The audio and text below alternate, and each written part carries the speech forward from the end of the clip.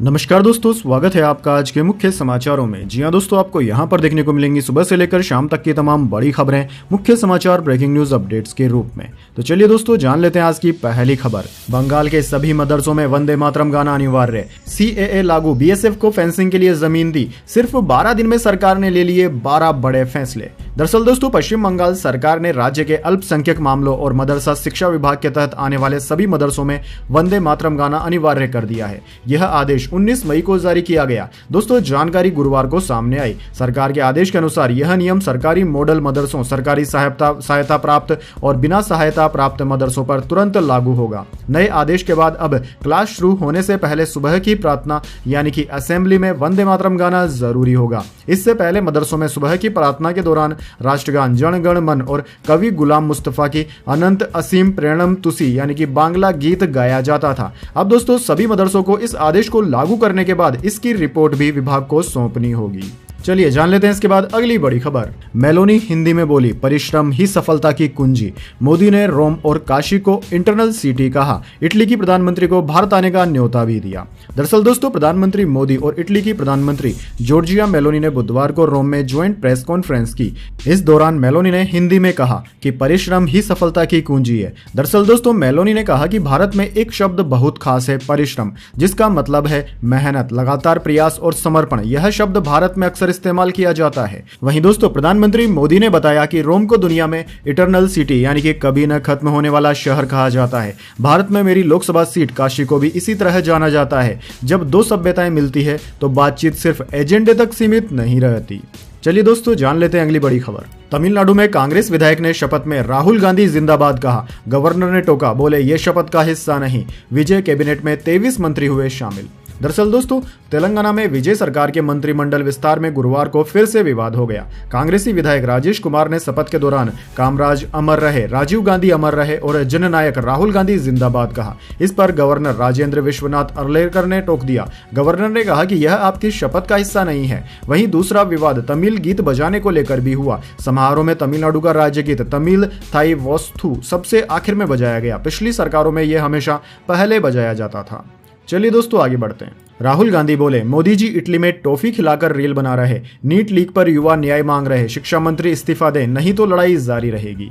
दरअसल दोस्तों, NEET paper leak मामले में राहुल गांधी ने गुरुवार को सोशल मीडिया प्लेटफॉर्म एक्स पर लिखा कि जब मोदी जी इटली में टॉफी खिलाते हुए रील बना रहे थे, तब पेपर लीक से त्रस्त भारत के युवा सड़क पर न्याय मांग रहे थे। राहुल गांधी ने जयपुर में कांग्रेस कार्यकर्ताओं का प्रदर्शन करते हुए वीडियो भी शेयर किया। राहुल ने आगे लिखा कि नीट पेपर लीक ने लाखों छात्रों का भविष्य बर्बाद कर दिया। कई बच्चों ने तो अपनी जान तक गंवा दी और मोदी जी ने न जिम्मेदारी ली, न धर्मेंद्र प्रधान को हटाया, न एक शब्द कहा। अब जब छात्र एनएसयूआई आईएनसी के कार्यकर्ता न्याय की आवाज उठा रहे हैं तो भाजपा की प्रदेश सरकारें उन पर लाठियां बरसा रही है। हम तब तक नहीं रुकेंगे जब तक धर्मेंद्र प्रधान इस्तीफा नहीं दे देते।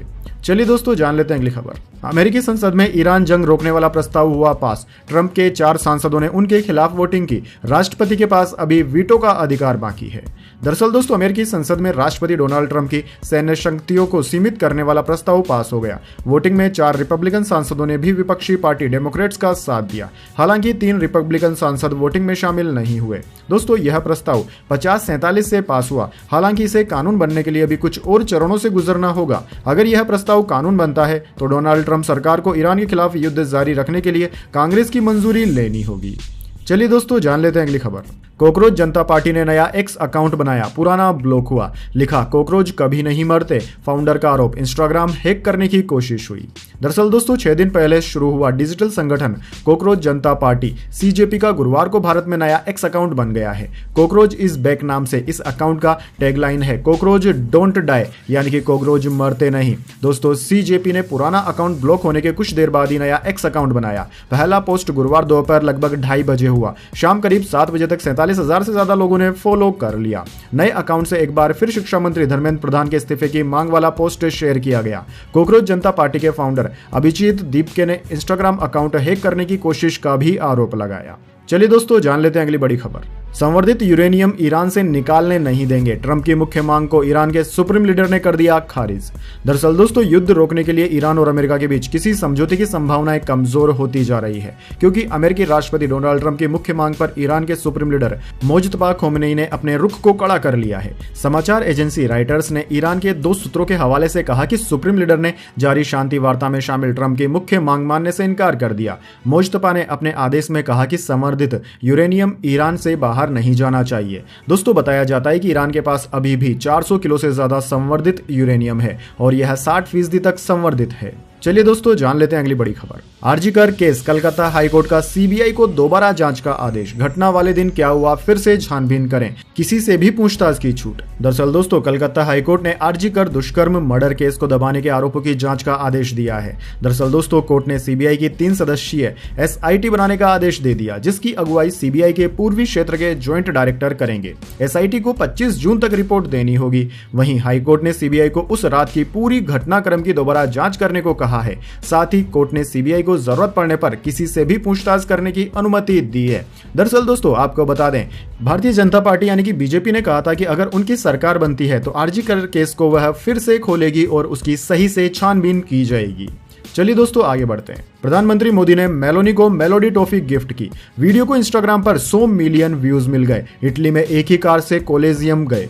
दरअसल दोस्तों, प्रधानमंत्री मोदी ने इटली की प्रधानमंत्री जॉर्जिया मेलोनी को मेलोडी टॉफी गिफ्ट की थी। अब दोस्तों, उसका वीडियो जो कि रील के रूप में अपलोड किया गया था, उससे तूफान आ गया है। इस वीडियो को इंस्टाग्राम पर 100 मिलियन यानी कि 10 करोड़ से ज्यादा बार देख लिया गया है। वहीं एक्स पर भी इसे 74 लाख से ज्यादा व्यूज मिल गए हैं। दोस्तों, प्रधानमंत्री अपने 5 देशों के दौरे के आखिरी चरण में मंगलवार को इटली पहुंचे थे। यहीं पर उन्होंने वहां की प्रधानमंत्री मेलोनी को मेलोडी टॉफी गिफ्ट की थी, जिसका अब वीडियो जमकर वायरल हो रहा है। पूरे देश में लोग इस पर तरह तरह के मीम्स भी बना रहे हैं। चलिए दोस्तों, आगे बढ़ते हैं। एमपी, यूपी, हरियाणा में मिस्र और सऊदी अरब जितनी गर्मी। नोतपा से 4 दिन पहले ही 48 डिग्री पहुंचा तापमान। यूपी में गर्मी से 8 स्कूली बच्चियां बेहोश। दरअसल दोस्तों, 25 मई से नोतपा शुरू हो रहे हैं, लेकिन उससे पहले ही तापमान 48 डिग्री पहुंच गया। यह आंकड़ा उत्तर प्रदेश के बांदा में रिकॉर्ड हुआ। तापमान के लिहाज से 20 मई को बांदा दुनिया का तीसरा सबसे गर्म शहर रहा।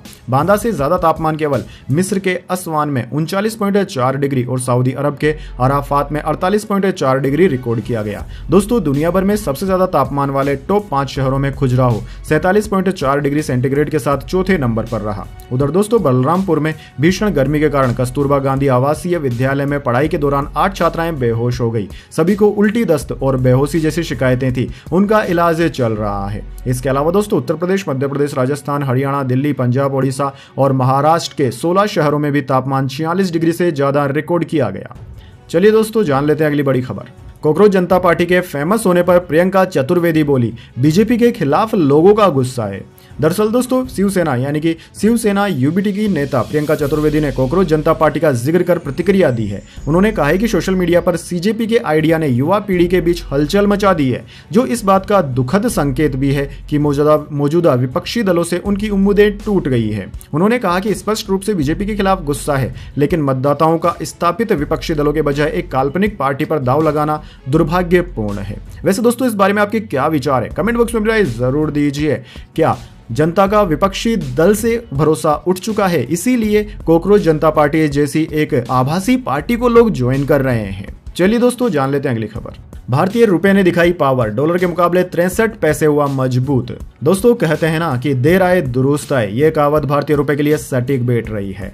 हफ्ते के चौथे कारोबारी दिन रुपये ने शानदार तेजी दिखाते हुए डॉलर के मुकाबले 63 पैसे की मजबूती हासिल की है। इस बढ़त के बाद रुपया 96.23 के लेवल पर बंद हुआ। अगर ये मजबूती आने वाले समय में बनी रहती है तो संकट के इस समय में देश की अर्थव्यवस्था को काफी हद तक सपोर्ट मिलेगा। वैसे दोस्तों, आपको क्या लगता है, क्या रुपया आने वाले कुछ महीनों में 100 का आंकड़ा पार कर लेगा या फिर वापस यह 90 की ओर लौटना शुरू हो जाएगा? आपकी क्या राय है, कमेंट बॉक्स में जरूर बताएं।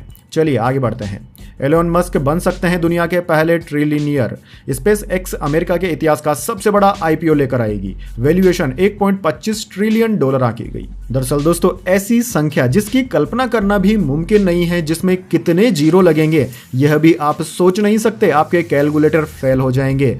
उस संख्या के अमाउंट तक पहुंचने वाले हैं एलन मस्क। एलन मस्क दुनिया के पहले ट्रिलियनियर बन सकते हैं। दरअसल एलन मस्क की रॉकेट और सैटेलाइट बनाने वाली कंपनी स्पेस एक्स शेयर बाजार में लिस्ट होने की तैयारी कर रही है, जो वॉल स्ट्रीट के इतिहास का सबसे बड़ा आईपीओ हो सकता है। इसकी लिस्टिंग के बाद एलन मस्क की नेटवर्थ 1 ट्रिलियन के आंकड़े को पार कर सकती है। फोर्ब्स मिलेनियर्स लिस्ट के अनुसार अभी एलन मस्क $807 बिलियन यानी कि 77 लाख करोड़ रुपए की नेटवर्थ के साथ दुनिया के सबसे अमीर आदमी है। बुधवार को कंपनी ने स्पेस एक्स टिकर सिंबल के तहत लिस्ट होने का प्लान पेश किया, जिससे इस कंपनी के फाइनेंस, लीडरशिप जैसे अन्य जानकारियां पहली बार सामने आई है। चलिए दोस्तों जान लेते हैं अगली खबर। शंकराचार्य GoOLX पर गाय खरीदेंगे और बेचेंगे। OLX की तर्ज पर नई वेबसाइट का ऐलान, कहा गोमाता को कटने नहीं देंगे। दरअसल दोस्तों गौ हत्या के खिलाफ आंदोलन चला रहे शंकराचार्य स्वामी अविमुक्तेश्वरानंद सरस्वती ने अब गायों की ऑनलाइन खरीद फरोख्त का ऐलान किया है। शंकराचार्य ने GoOLX नाम से एक वेबसाइट शुरू करने का फैसला किया है, जिसके माध्यम से गायों की खरीद की जाएगी। स्वामी अविमुक्तेश्वरानंद ने कहा कि हम एक वेबसाइट बनवा रहे हैं। इस वेबसाइट के जरिए हम गायों को खरीदेंगे। जो पशुपालक या व्यापारी अपनी गाय बेचना चाहता है वह वेबसाइट पर विज्ञापन दे सकता है। अगर कोई हिंदू अपनी गाय बेचना चाहता है तो मुझे बेचे, हम खरीदने के लिए तैयार हैं। हम गायों को कटने नहीं देंगे और किसी गो हत्यारे को गाय खरीदने नहीं देंगे। चलिए दोस्तों जान लेते हैं इसके बाद अगली बड़ी खबर।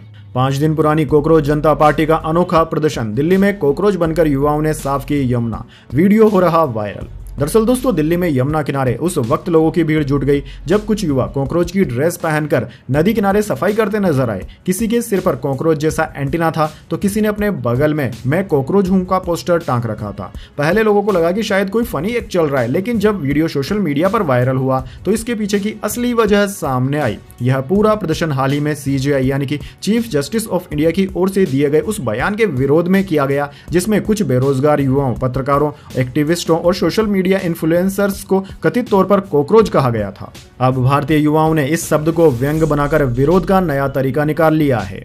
चलिए दोस्तों जान लेते हैं इसके बाद अगली बड़ी खबर, लेकिन उससे पहले मेरी आपसे एक छोटी सी रिक्वेस्ट है। अगर दोस्तों आपको अभी तक हमारी न्यूज पसंद आई है तो इसे एक छोटा सा लाइक जरूर दे दीजिए।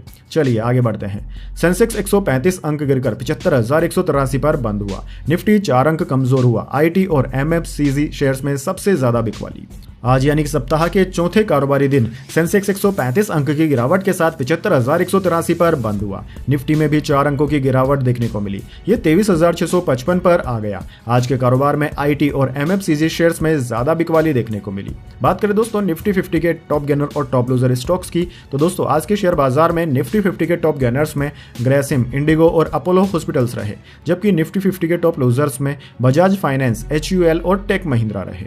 चलिए दोस्तों आगे बढ़ते हैं। आज सोने चांदी के दाम में रही गिरावट। चांदी 2,623 रुपए गिरकर 2.65 लाख पर आई। 10 ग्राम सोना 1.69 लाख का हुआ। दरअसल दोस्तों सोने और चांदी के दाम में आज गिरावट देखने को मिली। Indian bullion and jewellers association के अनुसार 1 किलो चांदी की कीमत 2,623 रुपए कम होकर 2.65 लाख रुपए पर आ गई। वहीं 10 ग्राम 24 कैरेट सोने का दाम 17 रुपए गिरकर 1.69 लाख रुपए हो गया है। बात करें दोस्तों कैरेट के हिसाब से क्या चल रही है सोने की कीमत, तो दोस्तों 14 कैरेट सोना 92,745 रुपए प्रति 10 ग्राम का है। 18 कैरेट की कीमत 1,18,904 रुपए प्रति 10 ग्राम है। 22 कैरेट की कीमत 1,45,221 रुपए प्रति 10 ग्राम और 24 कैरेट सोना 1,58,538 रुपए प्रति 10 ग्राम है। दोस्तों यह कीमतें IBJA यानी कि इंडियन बुलियन ज्वेलर्स एसोसिएशन की ओर से जारी की गई है। चलिए दोस्तों जान लेते हैं अगली बड़ी खबर। बिहार और जयपुर में दूध 2 रुपए महंगा हुआ। दही और पनीर के भी बढ़े दाम। जी हाँ दोस्तों देश में महंगाई के बीच अब दूध की कीमतों ने भी आम लोगों की चिंता बढ़ा दी है। सबसे पहले LPG गैस महंगा हुआ, फिर पेट्रोल डीजल महंगा हुआ और अब दूध जैसी चीज भी महंगी होती जा रही है। यानी कि भारत में महंगाई अपने चरम पर पहुंचती जा रही है। देश में महंगाई के बीच दूध की कीमतों ने आम लोगों की चिंता और ज्यादा बढ़ा दी। बिहार की सुधा डेयरी और राजस्थान की सरस डेयरी ने दूध के दामों में बढ़ोतरी कर दी है। नई कीमतें गुरुवार से लागू कर दी गई हैं। दर्शकों दोनों डेयरियों ने अलग अलग दूध व डेयरी उत्पादों की कीमतों में इजाफा किया है। बात करें दूध की तो जयपुर में दूध के कुछ वेरिएंट्स पर 2 रुपए प्रति लीटर तक की वृद्धि कर दी गई है। चलिए दोस्तों आगे बढ़ते हैं। ईरान जंग पर डोनाल्ड ट्रंप और नेतन्याहू में टकराव। अमेरिका डील चाहता है, इजराइल बोला हमला नहीं रुकना चाहिए, ऐसा किया तो गलती होगी। दरअसल दोस्तों ईरान युद्ध को लेकर अमेरिकी राष्ट्रपति डोनाल्ड ट्रंप और इजरायली प्रधानमंत्री बेंजामिन नेतन्याहू के बीच मतभेद खुलकर सामने आ रहे हैं। CNN की रिपोर्ट के अनुसार नेतन्याहू चाहते हैं कि ईरान पर हमले जारी रहें, जबकि ट्रंप फिलहाल बातचीत और डील को मौका देना चाहते हैं। रिपोर्ट के अनुसार मंगलवार को दोनों नेताओं के बीच करीब 1 घंटे तक फोन पर बातचीत हुई। अमेरिकी अधिकारियों ने बताया कि नेतन्याहू ने ट्रंप से कहा कि ईरान पर प्रस्तावित हमले रोकना गलती है और सैन्य कार्रवाई जारी रहनी चाहिए। CNN के अनुसार ट्रंप ने रविवार को नेतन्याहू को बताया था कि अमेरिका ईरान पर नए टारगेटेड हमले की तैयारी कर रहा है। चलिए जान लेते हैं अगली खबर। बंगाल में फाल्ता के 285 बूथों पर वोटिंग हुई खत्म, 87% मतदान, 24 मई को रिजल्ट आएगा, टीएमसी उम्मीदवार गायब, घर पर ताला। दरअसल दोस्तों पश्चिम बंगाल की फाल्दा विधानसभा सीट पर सुबह 7 बजे से शाम 6 बजे तक मतदान हुआ। कुल 285 पोलिंग स्टेशंस बनाए गए थे। शाम 7 बजे तक 87.76% वोटिंग रिकॉर्ड की गई। फाल्दा में मुख्य मुकाबला टीएमसी और भाजपा के बीच है। टीएमसी उम्मीदवार जहांगीर खान मौखिक रूप से अपनी उम्मीदवारी वापस लेने का ऐलान कर चुके हैं। हालांकि उनकी ओर से यह बात लिखित में दिए जाने की सूचना नहीं है। वहीं दोस्तों ईवीएम में उनका नाम और सिंबल मौजूद रहा। आज वोटिंग वाले दिन जहांगीर खान का कोई पता नहीं चला। उनके घर और पार्टी कार्यालय दोनों जगह ताला लटका मिला। चलिए दोस्तों जान लेते हैं अगली खबर। इबोला संकट के बीच भारत अफ्रीकी संघ शिखर सम्मेलन टला, नई दिल्ली में 28 मई से होना था आयोजन। दरअसल दोस्तों अफ्रीका के कई हिस्सों में इबोला वायरस के मामलों के बीच भारत और अफ्रीकी संघ ने नई दिल्ली में होने वाला इंडिया अफ्रीका फोरम समिट स्थगित कर दिया है। दोस्तों यह सम्मेलन 28 मई से आयोजित होना था। भारत सरकार ने बयान जारी कर कहा कि अफ्रीका के कुछ हिस्सों में बदलती स्वास्थ्य स्थिति को देखते हुए सम्मेलन को फिलहाल टालने का फैसला लिया गया है। डेमोक्रेटिक रिपब्लिक ऑफ कांगो के साउथ किवू प्रांत समेत अफ्रीका के कई इलाकों में इबोला वायरस के मामले सामने आए हैं। दोस्तों आपको बता दें इबोला एक जानलेवा वायरस है जो कि आदमी से आदमी में फैलता है।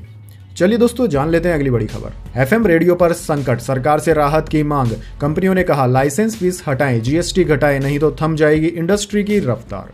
दरअसल दोस्तों देश का प्राइवेट एफएम रेडियो सेक्टर इस समय कई चुनौतियों का सामना कर रहा है। विज्ञापन घट रहे हैं, खर्च बढ़ रहा है और डिजिटल प्लेटफॉर्म्स की वजह से रेडियो की कमाई पर असर पड़ रहा है। ऐसे में रेडियो कंपनियां सरकार से नियमों में कुछ बड़े बदलाव चाहती है। इंडस्ट्री एक्सपर्ट्स का कहना है कि अगर जल्द राहत नहीं मिली तो आने वाले समय में और एफएम स्टेशन बंद हो सकते हैं। वहीं सही फैसले होने पर सेक्टर में निवेश बढ़ सकता है और नए रोजगार के साथ स्थानीय कंटेंट को भी बढ़ावा मिलेगा।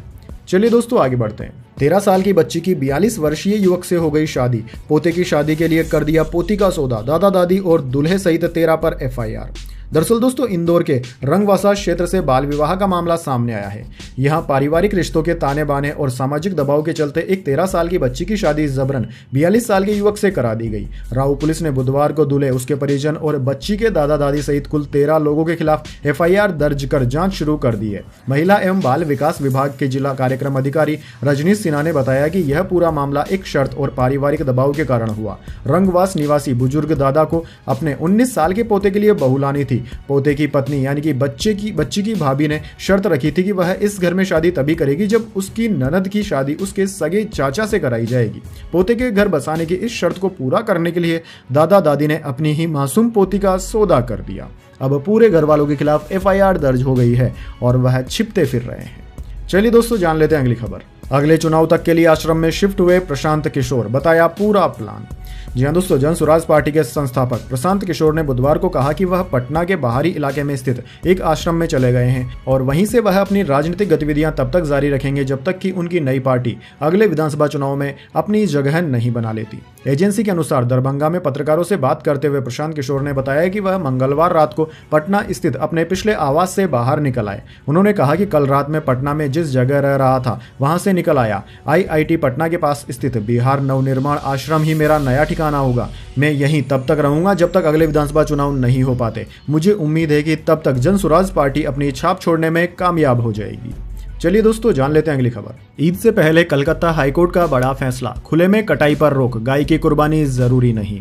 दरअसल दोस्तों बकरी ईद से पहले कलकत्ता हाईकोर्ट ने पश्चिम बंगाल सरकार के पशु वध संबंधी नियमों पर रोक लगाने से इनकार कर दिया। कोर्ट ने साफ कहा कि 13 मई की सरकारी नोटिफिकेशन नई नहीं है बल्कि 2018 में दिए गए कोर्ट के पुराने आदेशों को ही लागू करती है। चीफ जस्टिस सुजय पाल और जस्टिस पार्थ सारथी सेन की बेंच ने राज्य सरकार को निर्देश दिया कि नोटिफिकेशन में साफ तौर पर यह जोड़ा जाए कि खुले सार्वजनिक स्थानों पर किसी भी पशु यानी गाय भैंस समेत किसी भी पशु की कटाई पूरी तरह प्रतिबद्ध होगी। दरअसल दोस्तों हाईकोर्ट ने यह अहम टिप्पणी करते हुए कहा कि ईद उल अजहा में गाय की कुर्बानी इस्लाम का अनिवार्य हिस्सा नहीं है। कोर्ट ने यह बात सुप्रीम कोर्ट के पुराने फैसले के आधार पर दोहराई और राज्य सरकार को इसे नोटिफिकेशन में शामिल करने का आदेश भी दिया है। चलिए दोस्तों जान लेते हैं अगली खबर। ट्विशा केस में सास गिरिबाला सिंह पर गिरी गाज, चला गया पद, खाद्य मंत्री ने दी एक्शन की जानकारी। दरअसल दोस्तों ट्विशा शर्मा की सास गिरिबाला सिंह को कंज्यूमर फोरम के अध्यक्ष पद से हटा दिया गया है। इस बात की जानकारी मध्य प्रदेश सरकार में मंत्री गोविंद राजपूत ने दी।